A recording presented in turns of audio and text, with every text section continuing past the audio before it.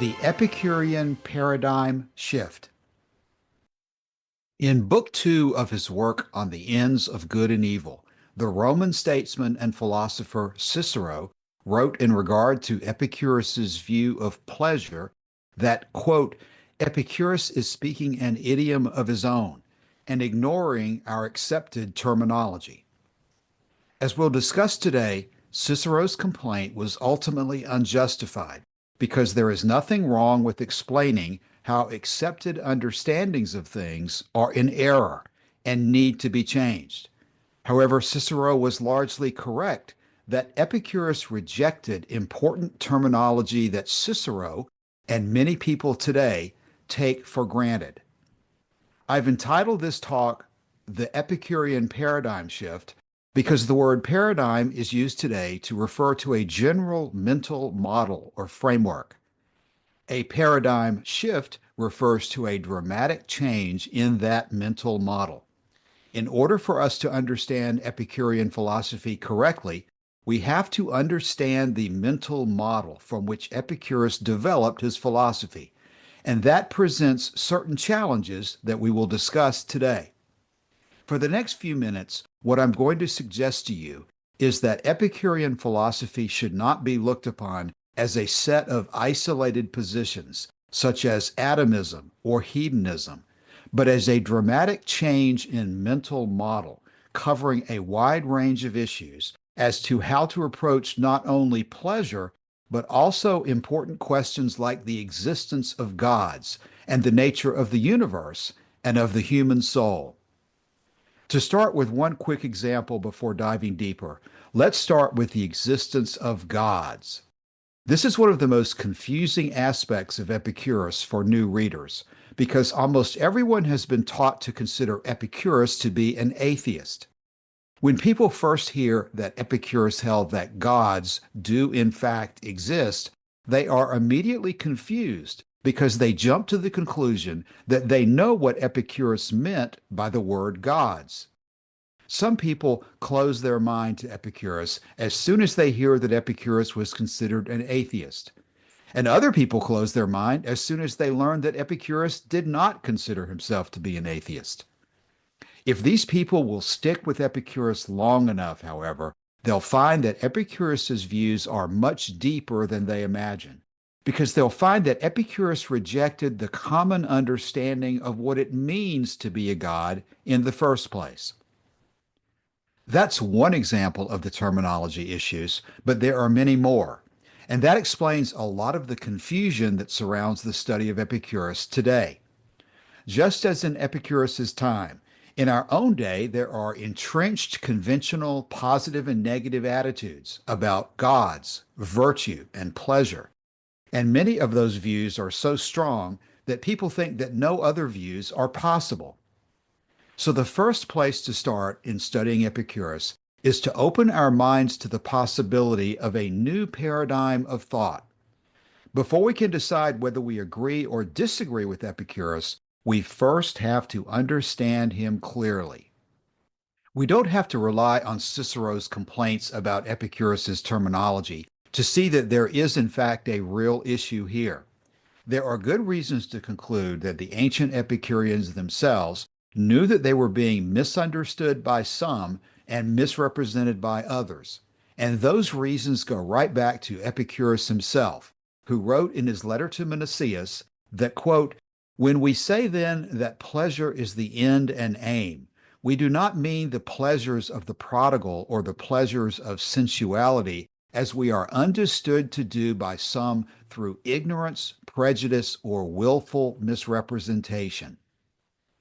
Vatican Saying 29 also records that Epicurus said this, quote, in investigating nature, I would prefer to speak openly and like an oracle, to give answers serviceable to all mankind, even though no one should understand me, rather than to conform to popular opinions and so win the praise freely scattered by the mob. Likewise, in his poem on Epicurean philosophy, Lucretius warns his readers that it is necessary for them to open their minds to new possibilities. In Book 2, Lucretius wrote, and here I'm citing the Humphreys version, Quote, direct your mind to a true system.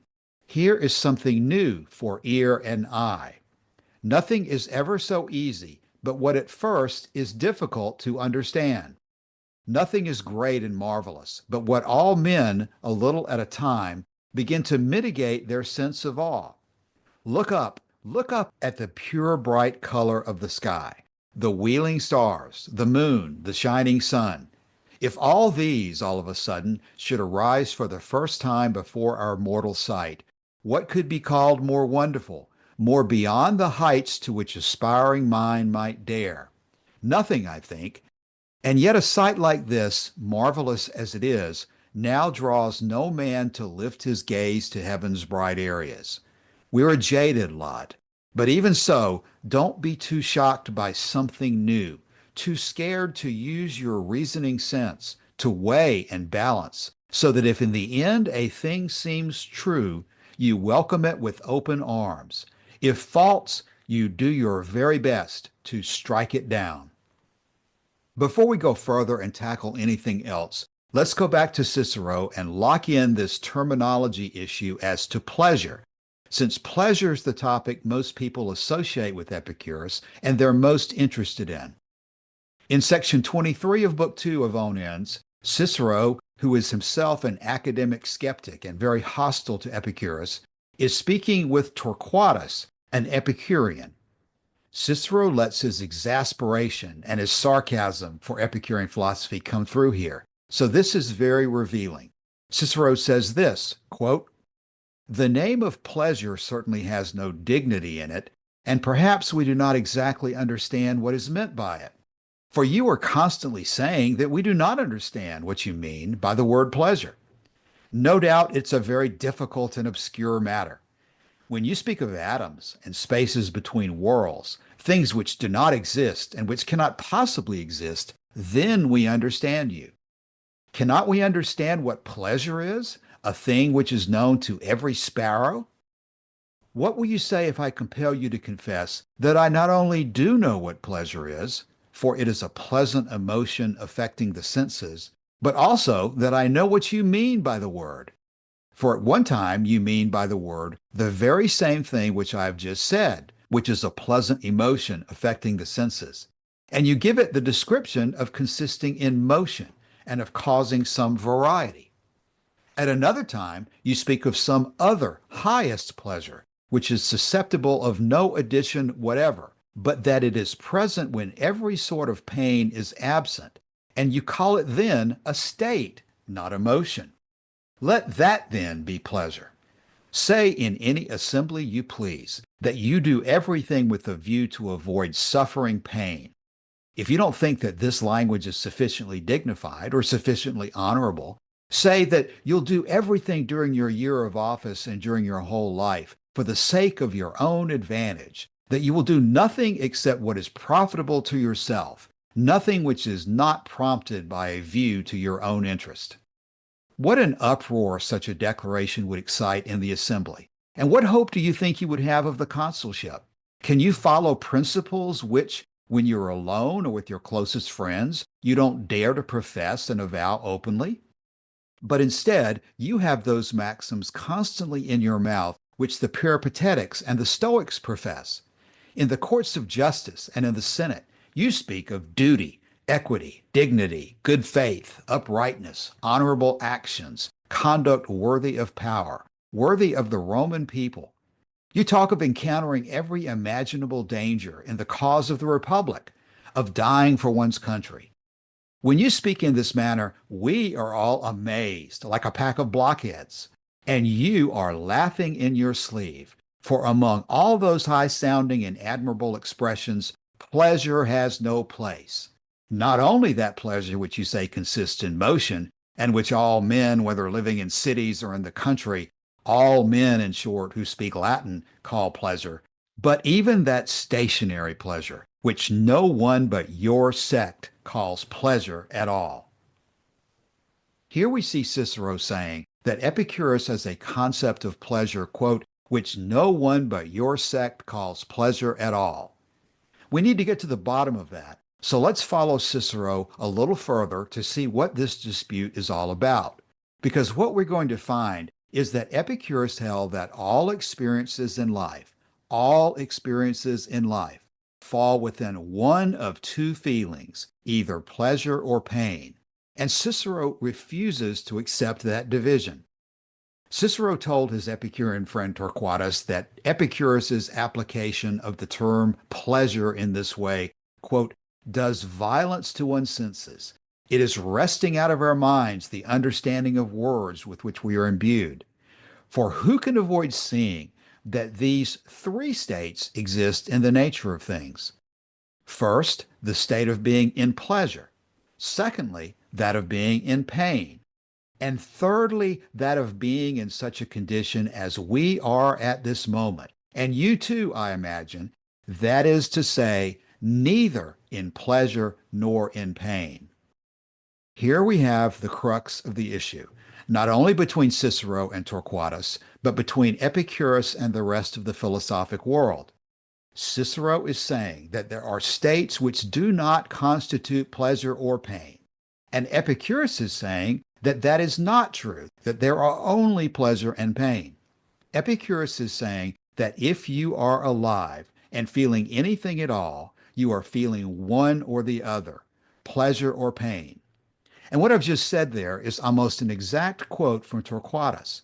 In section 38 of Onion's Book 1, Torquatus said to Cicero, quote, therefore Epicurus refused to allow that there is any middle term between pain and pleasure. What was thought by some to be a middle term, the absence of all pain, was not only itself pleasure, but the highest pleasure possible. Surely anyone who is conscious of his own condition is necessarily either in a state of pleasure or in a state of pain. We could dedicate the rest of the time we have today to explaining that position further, but what I want to emphasize most of all is this. Epicurus holds that death is nothing to us, which means that there is no life after death. And that means that all the happiness we are ever going to experience must occur in this single life that we have. Most all of the supposed great thinkers of the world, like Socrates, Plato, Aristotle, and the Stoics, were dedicated to some form of supernatural creation of the universe, which implies that humans are special beings with eternal souls, which can continue to exist in some form after death. From Epicurus's perspective, this life is our most valuable possession and something to be enjoyed. So it makes perfect sense that we should consider every experience of life which is not painful to be pleasurable. You can decide for yourself whether you agree with Epicurus's terminology, but from this perspective, it makes perfect sense to divide everything in life between that which is desirable and call it pleasure, and that which is undesirable and call it pain. Between those two, there's no middle ground, and those who reject this division are saying more about themselves and their own inferior view of life than they are saying about Epicurus. As a result of this perspective, when we look at Venus as a representation of pleasure and nature, as Lucretius did at the opening of his poem, we're not only looking at stimulative pleasure, the sex, drugs, and rock and roll of life, we're also looking at Venus as the representation of every desirable aspect of human life, mental and physical, from philosophy to sports to art to literature to music to history, from passionate love and affection to simple contemplation, and to every mental and physical activity of life in between that is not painful. Cicero and other opponents of Epicurus strongly reject this expansion in the use of the word pleasure. In section 7 of Book 1 of Onions, Cicero tried to make an end run around Epicurus by arguing that Epicurus never made the claim that pleasure includes all the mental and physical activities that I just listed. Cicero argued, quote, what actual pleasure do you, Torquatus, or does Triarius here, derive from literature, from history and learning, from turning the pages of the poets and committing vast quantities of verse to memory? Do not tell me that these pursuits are in themselves a pleasure to you, and that so were the deeds I mentioned of the Torquati. That line of defense was never taken by Epicurus or Metrodorus, nor by any one of them if he possessed any intelligence or had mastered the doctrines of your school. Of all the arguments made by Cicero against Epicurus, this is one of the most patently absurd. Are we to believe that there's no pleasure to be found in literature, history, poetry, and other learning? Cicero could hardly believe that Torquatus would accept this claim, and indeed Torquatus rejects it implicitly over and over again when given the chance. No, this claim by Cicero is absurd, and there's an important lesson to be learned when an experienced trial lawyer like Cicero is willing to risk his own credibility by going over the top with an argument that no one with any knowledge of Epicurus would believe. What Cicero is doing is making an argument that's patently false. And instead of accepting Epicurus's view of pleasure and simply disagreeing with him on the merits, Cicero is trying to ridicule Epicurus throughout his book by calling Epicurus's position effeminate and cowardly and disreputable. Rather than dealing honestly with ideas, Cicero is deflecting our attention and asking us to consider whether any normal, proud, strong, and vigorous man or woman would possibly accept absence of pain as the goal of their lives. The answer to that is, of course, they would not, given Cicero's definition of pleasure as limited to sensual stimulation. But that's not the definition of pleasure that Epicurus stated or the Epicureans were working with. And that's something Cicero and people who think like Cicero refuse to acknowledge. This is an important question that demands a response. But Cicero controlled the terms of the debate in his book on ends, and he never gave Torquatus the opportunity to address this in detail. Cicero was counting on the fact that just like today, many people do in fact jump to the conclusion that pleasure means sensual stimulation only, because they have not heard the full Epicurean explanation of pleasure. Just as Epicurus complained to Menicius, it's very easy for Epicurus's enemies to deceive and say that when Epicurus speaks of pleasure, all he means is bodily stimulation. Why would Cicero take such a risk in making an argument that can be easily refuted, and which the information in Cicero's own book refutes? Because Epicurus's enemies, from the Stoics to Cicero to Plutarch, and on to the Jews and the Christians who came afterward, totally reject Epicurus's view that there are no supernatural gods. Epicurus's enemies promote piety to the gods, or virtue, or reason as the organizing principles of life. And they know that what Epicurus taught meant the total rejection of their own principles. In educating people to what pleasure really means and showing them how a life of pleasure can in fact be achieved, Epicurus was leading a philosophical and moral revolution. Cicero rightly saw that the continued spread of Epicurean philosophy would have spelled the end of supernatural-based ethics in the educated world. Norman DeWitt, the Canadian professor who authored the book Epicurus and His Philosophy, expressed what Epicurus was doing in this way. Quote, "The extension of the name of pleasure to the normal state of being was the major innovation of the new hedonism. It was in the negative form, freedom from pain of body and distress of mind, that it drew the most persistent and vigorous condemnation from adversaries. The contention was that the application of the name of pleasure to this state was unjustified on the ground that two different things were thereby being denominated by one name." Cicero made a great to-do over this argument, but it is really superficial and captious. The fact that the name of pleasure was not customarily applied to the normal or static state did not alter the fact that the name ought to be applied to it, nor that reason justifies the application, nor that human beings would be the happier for so reasoning and believing. Before we move on, let's say a little more about the paradigm shift involved in absence of pain. Today, this term is often misinterpreted as Epicurus abandoning the normal, active, and stimulating mental and bodily pleasures in favor of some Buddhist-like or Stoic-like indifference or aloofness or asceticism. This could not be further from the truth. As we've already discussed, Epicurus held that there are only two feelings, pleasure and pain. When there are only two options of anything, then the absence of one equals the presence of the other. One way to think of this is as a pie chart divided by a line into two parts, with one side representing pleasure and the other representing pain. No matter how you draw the dividing line, everything on one side of the line is pleasure and the other is pain. The part of the chart that is not pain, where pain is absent, is therefore pleasure and vice versa. In this paradigm, the term absence of pain means nothing more or less than pleasure. In this way, we see what Cicero refused to admit, that the term absence of pain does not indicate a special or higher type of pleasure, but pleasure itself, in any of the many active or stable forms in which it can exist.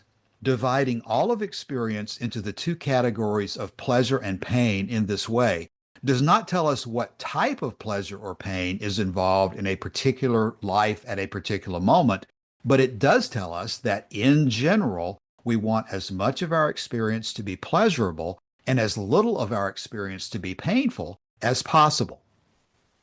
Epicurus's enemies, and even many who profess to be his friend, but who are more of a Stoic or ascetic bent, have turned this perspective on its head and ended up making it look like the primary goal of Epicurean philosophy is to run like a coward from every moment of pain, no matter how slight. Again, nothing could be further from the truth. Epicurus clearly tells us that we will regularly choose activities that are painful when those activities increase our total pleasure, and that in fact, the cowardly and shameful person is he who always chooses pleasure even when he or she should see that that choice will ultimately lead to disaster. Nothing could be more clear than Torquatus's explanation of this. Quote, "We Epicureans denounce with righteous indignation and dislike men who are so beguiled and demoralized by the charms of the pleasure of the moment, so blinded by desire that they cannot foresee the pain and trouble that are bound to ensue. An equal blame belongs to those who fail in their duty through weakness of will, which is the same as saying through shrinking from toil and pain. These cases are perfectly simple and easy to distinguish. In a free hour, when our power of choice is untrammeled, and when nothing prevents our being able to do what we like best, every pleasure is to be welcomed and every pain avoided. But in certain emergencies, and owing to the claims of duty or the obligations of business, it will frequently occur that pleasures have to be repudiated and annoyances accepted. The wise man therefore always holds in these matters to this principle of selection. He rejects pleasures to secure other greater pleasures, or else he endures pain to avoid worse pain. By now in my talk, it should be clear that even though Cicero was a strong critic of Epicurus, we have much to thank Cicero for, because Cicero preserved for us much detail about Epicurean arguments that would otherwise be lost. And those who read the letter to Menicius over and over again without the illustrations that Torquatus provides are doing themselves a major disservice. Possibly the most important illustration that Cicero preserved through Torquatus is a story about an argument made against Epicurus by the famous Stoic philosopher Chrysippus. The argument strikes many of us as strange the first time we hear it, but if you'll stay with me, I think you'll see something very important.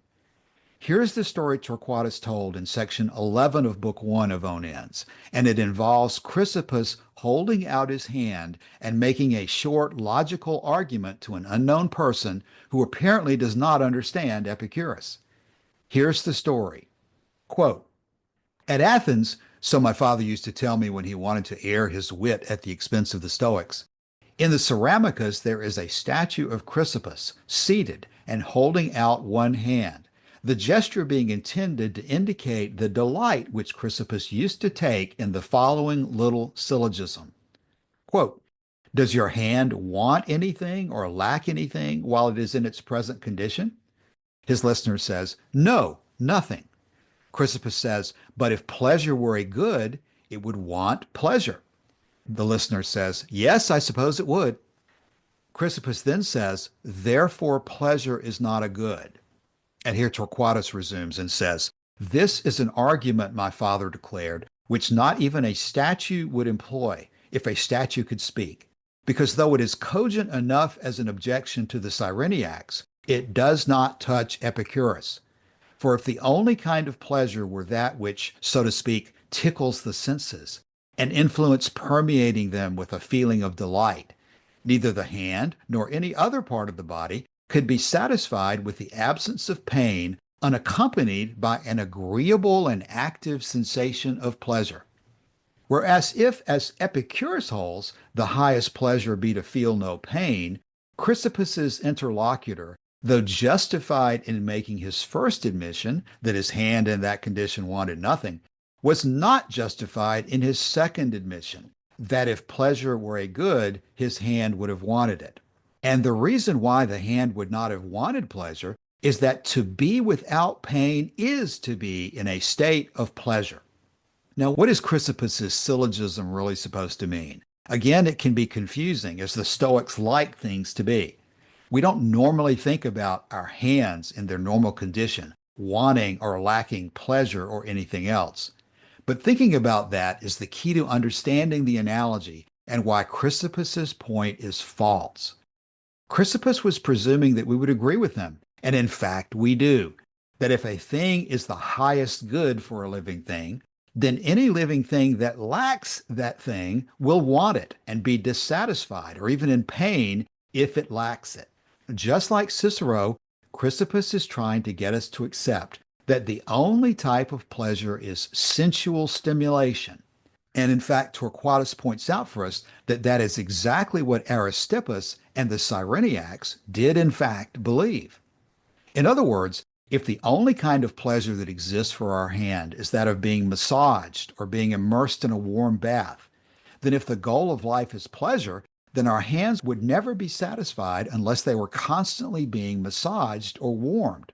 Cicero and the Stoics are both saying that if pleasure is the goal of life, and pleasure consists only in stimulation, no living being, whether a hand or a full person, could ever be satisfied, and thus it would be in pain unless it had sensual stimulation. And of course, Chrysippus and the enemies of Epicurus also want you to focus on the fact, with which Epicurus agrees, that sensual stimulation is not something you can expect to be constant and uninterrupted for your whole life. So therefore, they want you to conclude that considering pleasure to be the goal of life and the highest good is not only disreputable, but a fool's errand that is doomed to failure. The Epicurean response to all this is very clear, and Torquatus gives it. Under Epicurus's sweeping view of pleasure, the default position of simply being alive in a healthy state is pleasurable. Whether we're talking about our hand or any other living thing, if we are not experiencing pain and we are in a normal and healthy state, then what we are experiencing is pleasure. And even when we may be experiencing physical pain, Torquatus makes clear that physical pain can be outweighed by mental pleasure. Torquatus says this, quote, this therefore clearly appears that intense mental pleasure or distress contributes more to our happiness or misery than a bodily pleasure or pain of equal duration. But we do not agree that when pleasure is withdrawn, uneasiness at once ensues, unless the pleasure happens to have been replaced by a pain. While on the other hand, one is glad to lose a pain, even though no active sensation of pleasure comes in its place. And this fact serves to show how great a pleasure is the mere absence of pain. As we will mention later, the story of Epicurus being happy even while in great physical pain on the last day of his life makes this same point. So far is Epicurus from valuing only bodily pleasures that he emphasized using his own example that mental pleasures are frequently of much greater importance to us than our bodily ones. This view of pleasure does in fact reject the terminology that Cicero and the rest of the philosophers insist on using.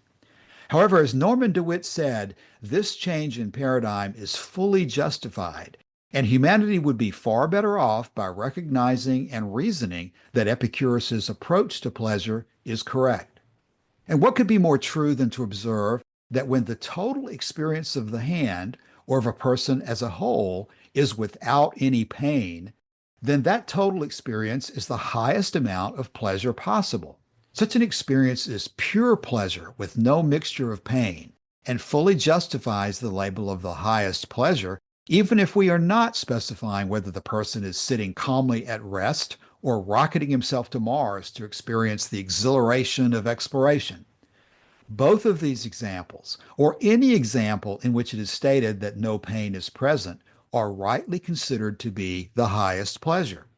Cicero, in fact, provides later in the same book just such an example, which left Cicero astounded, that the Epicureans could consider both the host at a banquet who is without pain but pouring wine for his guest to be experiencing the same amount of pleasure as the thirsty guest who is relieving his thirst and also without pain.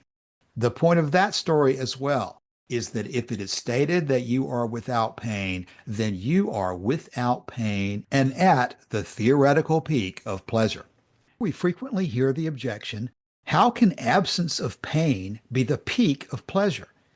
Here we can look back to both the words and to the life of Epicurus for guidance on how much pleasure a person should seek. In his letter to Menicius, Epicurus tells us repeatedly that the goal of life is pleasure, and that we should seek the most pleasant life. But Epicurus does not seek to substitute his judgment for ours as to what each person will find to be the most pleasant life for them. In his letter, Epicurus writes, just as with food, the wise man does not seek simply the larger share and nothing else, but rather the most pleasant, so he seeks to enjoy not the longest period of time, but the most pleasant. Independence of desire, we think a great good, not that we may at all times enjoy but a few things, but that if we do not possess many, we may enjoy the few in the genuine persuasion that those have the sweetest pleasure in luxury who least need it. Epicurus tells Menicius that, quote, every pleasure, because of its natural kinship to us, is good, but that some pleasures are not to be chosen, because in the end they do bring more pain than pleasure. Epicurus tells everyone in Principal Doctrine number 10 that if the things that produce the pleasures of profligates could dispel the fears of the mind about the phenomena of the sky and death and its pains, and also teach the limits of desires and of pains, we should never have cause to blame them, for they would be filling themselves full with pleasures from every source, and never have pain of the body or mind, which is the evil of life. All of those point in the same direction, that Epicurus is not going to tell us what is the most pleasurable life for us. He's going to let nature tell us that directly, given the circumstances of our own lives. Epicurus is a philosopher, not a life coach. And as you would expect from a philosopher who rejects the idea of a central supernatural plan for the universe as a whole, Epicurus generally writes in broad philosophic terms that are appropriate for someone who realizes that our specific personal circumstances will generally control what we find to be the most pleasant and the most painful for us. Epicurus always tracks his underlying premises about the nature of the universe, and therefore, when each of us reaches the end of our lives, whenever that may be, it is only we ourselves and no supernatural God or anyone else whose opinion counts as to whether we've made the best use of our lives. In Epicurus's own case, we have the biography of Diogenes Laertius as evidence that Epicurus was far from choosing a life of minimalism or asceticism for himself. Few men who choose a life of asceticism have any need to write a will disposing of extensive personal property. But Epicurus's will shows us that at the time of his death, Epicurus held not only the garden that is associated with his name, Epicurus held also a house in Melita, which appears to have generated income sufficient for a number of purposes, including caring for the son of Metrodorus, for the son of Polyaenus, and the daughter of Metrodorus. Epicurus also appears to have held at least 4 slaves, whom he freed at his death, and possibly a larger number that he did not. To the example of Epicurus, we can also point to Diogenes of Oinoander, who was well off enough at the end of his life to endow a large public monument dedicated to Epicurus. We can also look to other Epicureans, such as Cicero's friend Atticus or Philodemus's patron Piso, all of whom were very wealthy. These are not the markings of men who believed that Epicurean philosophy pointed them towards any form of asceticism or minimalism. Epicurus regularly challenges us to think outside the box by using phrases such as, "death is nothing to us," or "the size of the sun is as it appears to be." The use of terminology that equates pleasure with absence of pain is not only challenging, but it's also maddening to those people like Cicero who refuse to accept any other way of thinking other than their own. But in the end, stating proudly that the goal of life is absence of pain is just as aggressive, just as confrontational, and just as correct as stating that the goal of life is pleasure. Cicero tried to argue Torquatus down from this position, but Torquatus stood his ground without hesitation. At section 9 of Book 2 of On Ends, Cicero said, quote, "But unless you're extraordinarily obstinate, Torquatus, you're bound to admit that freedom from pain does not mean the same thing as pleasure." In response, Torquatus replied, "Well, but on this point you will find me obstinate, for the fact that freedom from pain means pleasure is as true as any proposition can be." Some who resist Epicurus's view of pleasure will say that he's playing a word game, and that on most occasions of life, our immediate experience is a combination of pleasures and pains. But Epicurus himself provides the example that proves the rule. As Diogenes Laertius records, quote, "When he was on the point of death, Epicurus wrote the following letter to Idomeneus. On this truly happy day of my life, as I am at the point of death, I write this to you. The disease in my bladder and stomach are pursuing their course, lacking nothing of their natural severity. But against all this is the joy in my heart at the recollection of my conversations with you. Do as I might expect from your devotion from boyhood to me and to philosophy. Take good care of the children of Metrodorus." So on the last day of his life, Epicurus was experiencing both severe bodily pain and mental pleasure at the thought of his philosophical achievements and the company of his friends. Nevertheless, Epicurus wrote that that last day was also among his happiest. Epicurus knew that because we're humans, we have to expect a combination of pleasures and pains.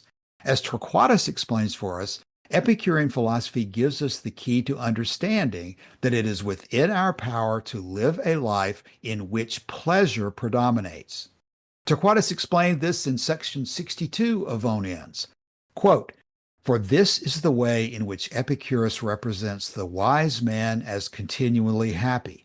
He keeps his passions within bounds. About death he is indifferent.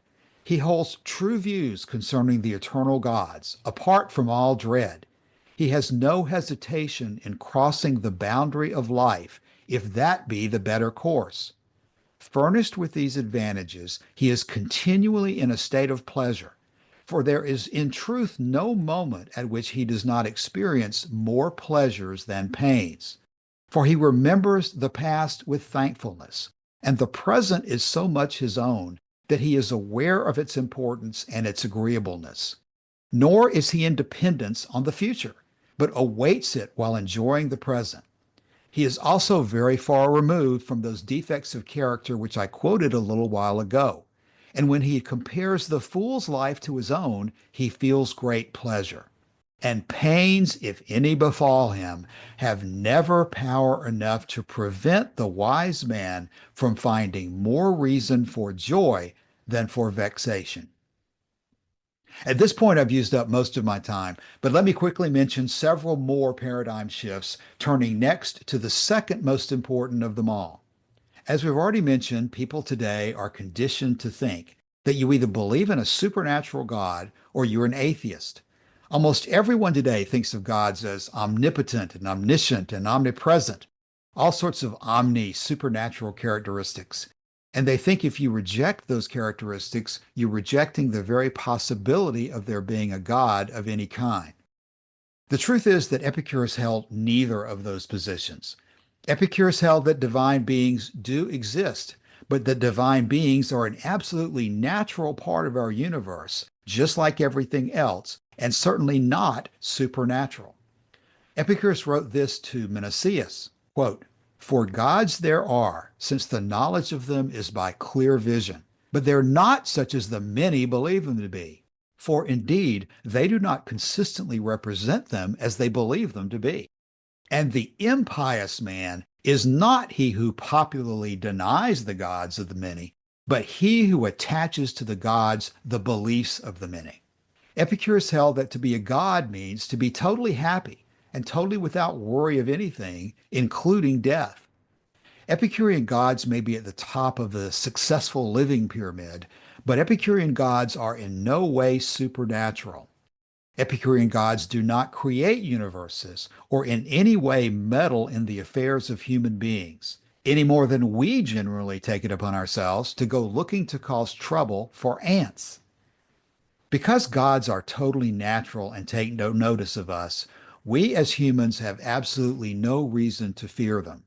And to the extent that the subject of gods should cross our minds at all, it should be as part of our understanding that the universe contains infinite amounts of life, and that it is helpful to us to consider how a totally happy being who is totally unconcerned about death might live.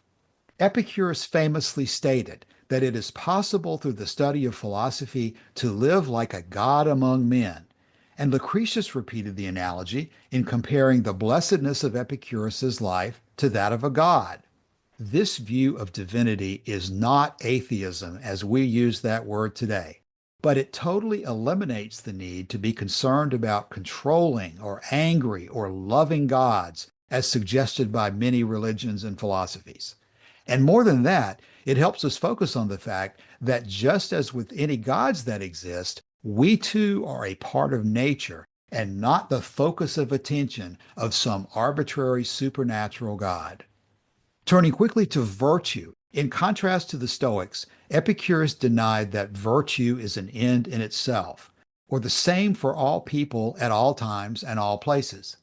Epicurus held that the general term for the true goal of life is pleasure, and that virtue is a tool, inseparable and necessary, that we need for living pleasurably.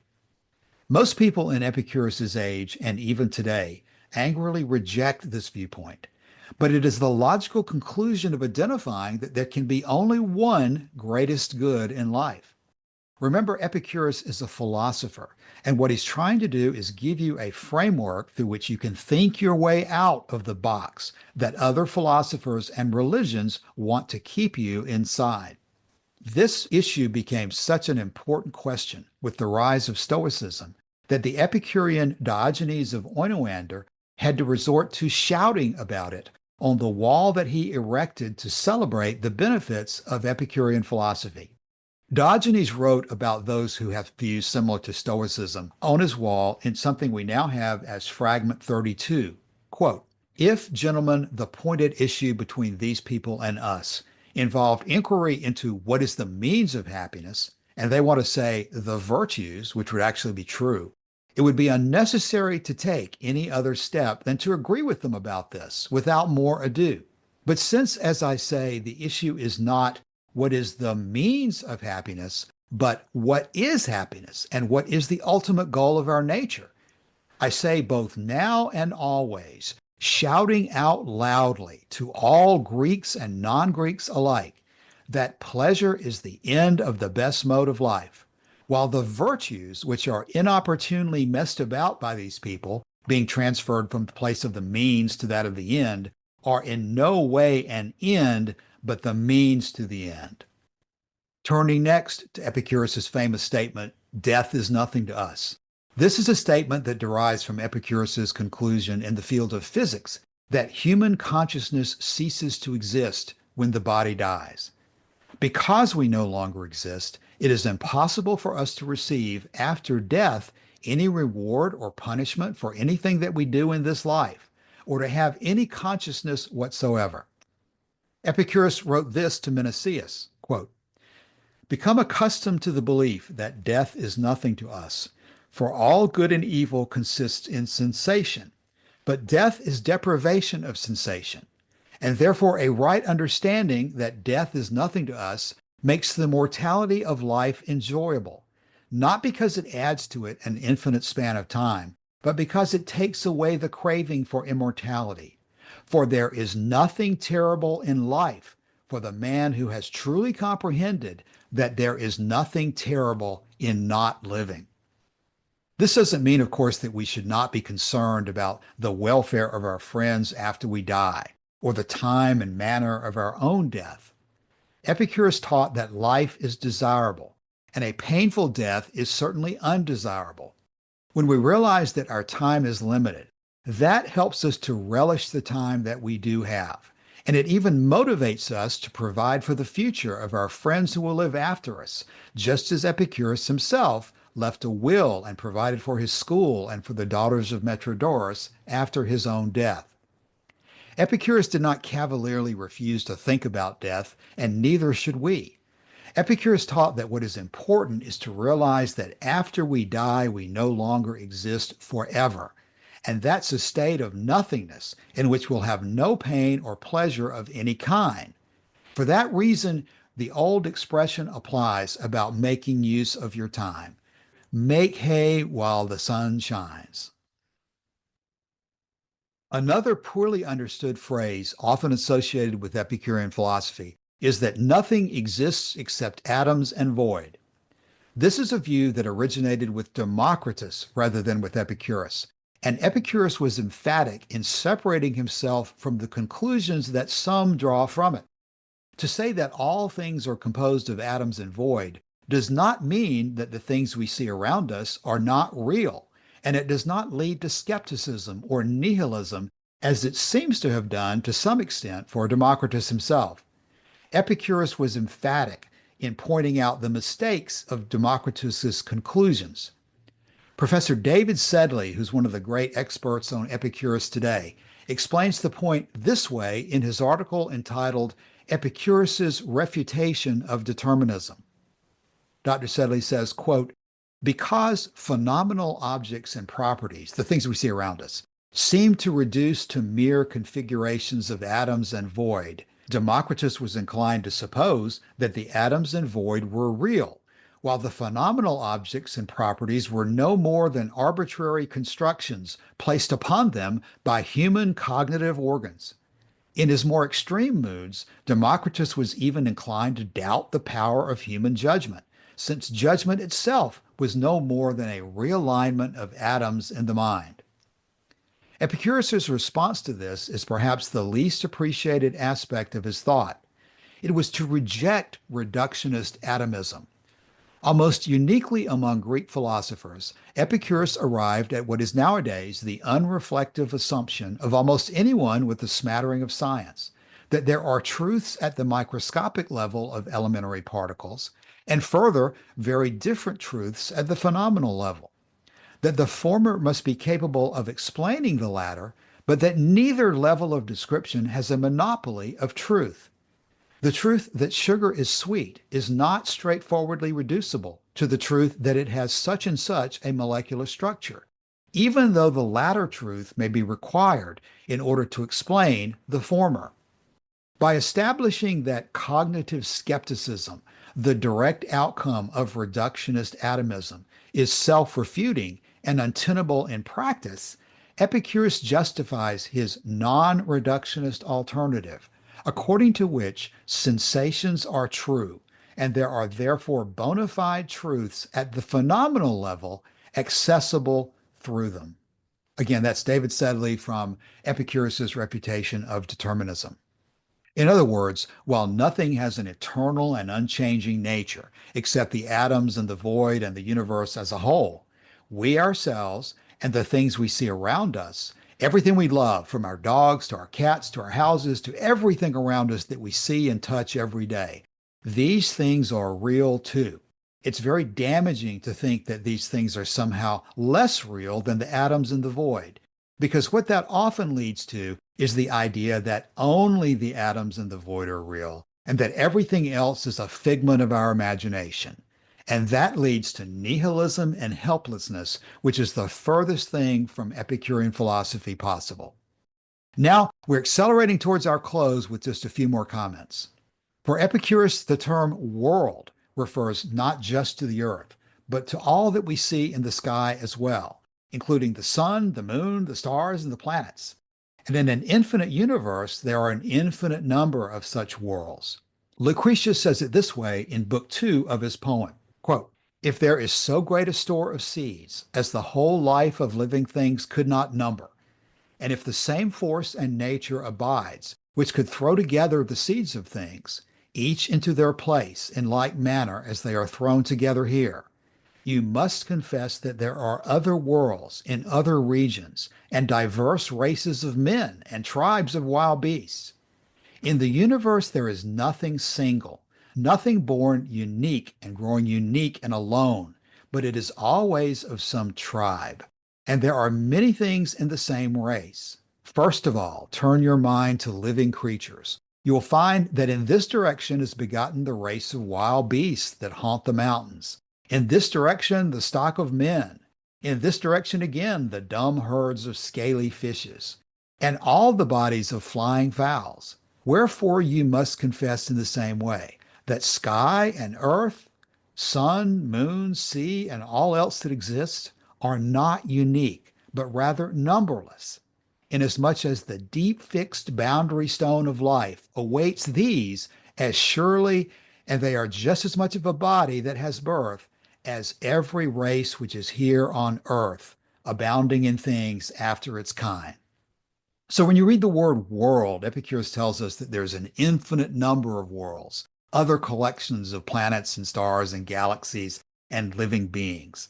Epicurus held that because nature never creates only a single thing of a kind, we expect there to be innumerable worlds in the universe where life, both similar and different from ours, exists. So that here on earth, as humans, we're not by any means the only or the most intelligent life that exists in the universe, nor are we the center of the universe or the center of attention of a supernatural God that chooses certain people over others, some to be his friends and others to be his enemies. Views such as that are totally irreconcilable with Epicurean philosophy. Also, when you read Epicurus, you'll often see references to a canon of truth. And you need to understand that this does not refer to a book of propositions like a rule book or a Bible, but to a test of truth, similar to a ruler or a yardstick by which we measure distance. A ruler can be applied to any object to measure its size, but it tells us nothing more about that object than how it compares in size to a known quantity.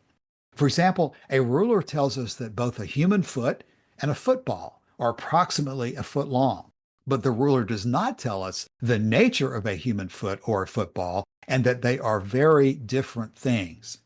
Epicurus's biographer Diogenes Laertius explains Epicurus's canon of truth in this way, quote, "Logic they reject as misleading, for they say it is sufficient for physicists to be guided by what things say of themselves.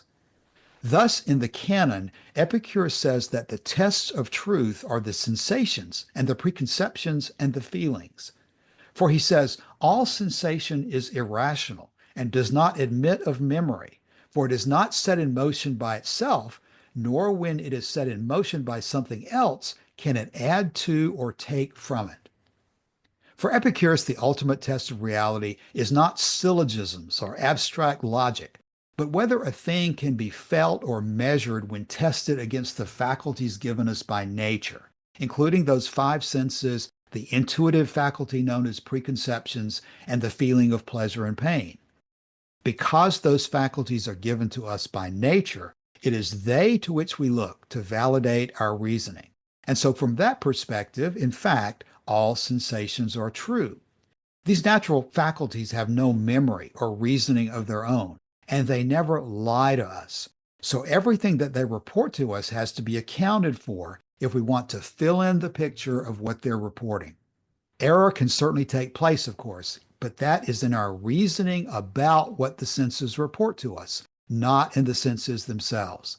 The senses don't lie, they simply report what they receive without any added opinion of their own, and it is up to us in our minds to process that result.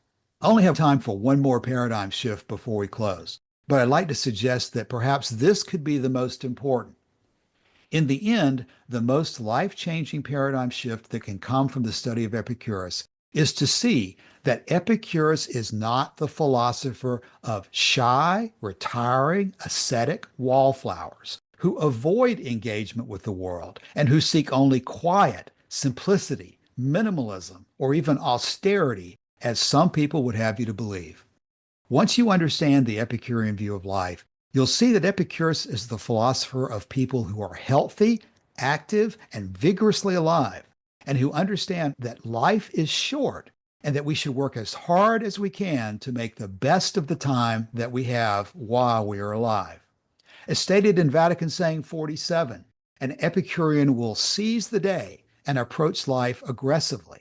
Vatican Saying 47 says, quote, I have anticipated thee, fortune, and entrenched myself against all thy secret attacks. And I will not give myself up as captive to thee or to any other circumstance. But when it is time for me to go, spitting contempt on life and on those who vainly cling to it, I will leave life crying aloud a glorious triumph song that I have lived well. In the ancient world, Epicurus appealed to large numbers of people. But the followers of Epicurus who you are almost never told about include Roman generals such as Cassius Longinus, Gaius Pansa, and other leaders of Julius Caesar's camp, quite possibly including Julius Caesar himself, who at the very least held a number of very Epicurean ideas.